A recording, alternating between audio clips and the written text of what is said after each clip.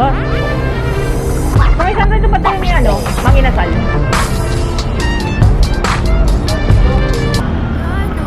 Ngayong araw mga pop.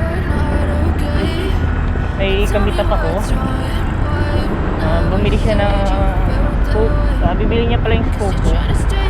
Meet-up namin sa may puyat. Kaya doon ako ngayon pagpunta. Ngayon pa po nito trabaho ng Iwala.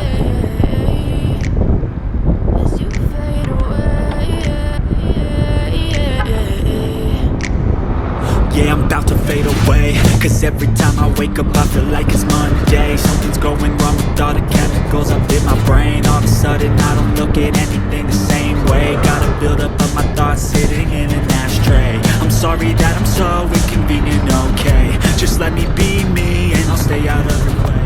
See the way you look at me, I'm such a disgrace. I never really asked you to run into this place. You wanna love me? Well then baby I can taste all the highs and the lows. No, you'll never be the same. I'm without you, but I can't control the pain. If you're sticking by my side, maybe we could be okay.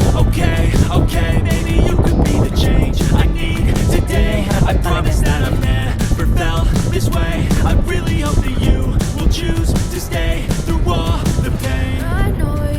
Tingnan naman sobrang traffic.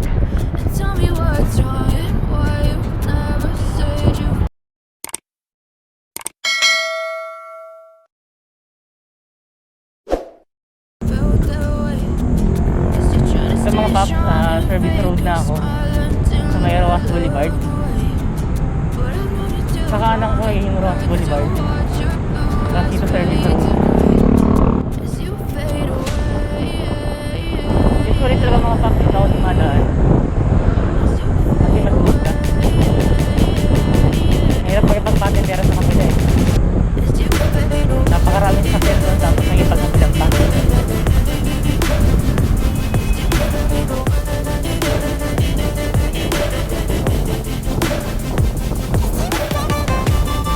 Dito naman ay mga sakit na. Pero hindi ganun kabibilis.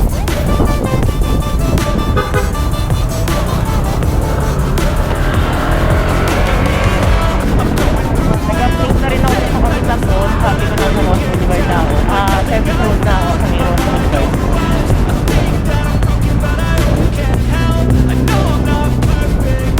Para alam niya kung asa na ako. Makapag-ready na rin sa page namin.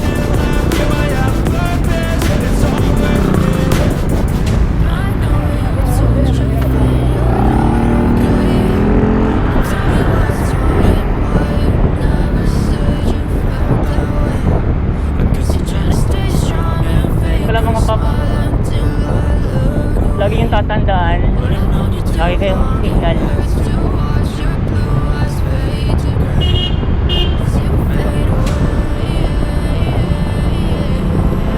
Lalo niya tingin yung mga sakyan na liliko. Kahit nakikita kayo, signal pa rin kayo para hindi sila naliliko. Hindi diretso ka o titigil ka.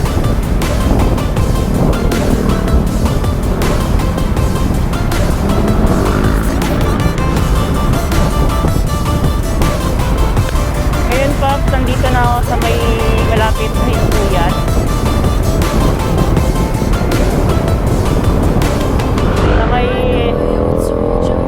Media Road.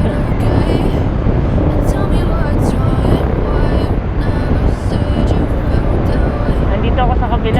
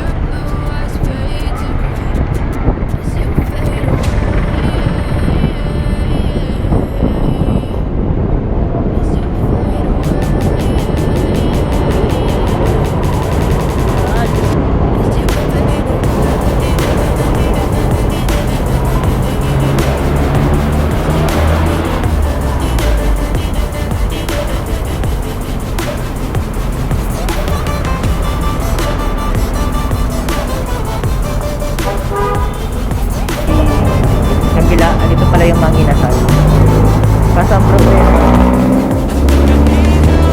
Yung meetup ko hindi pa rin sumisipat, hindi pa rin nag-reply sa akin.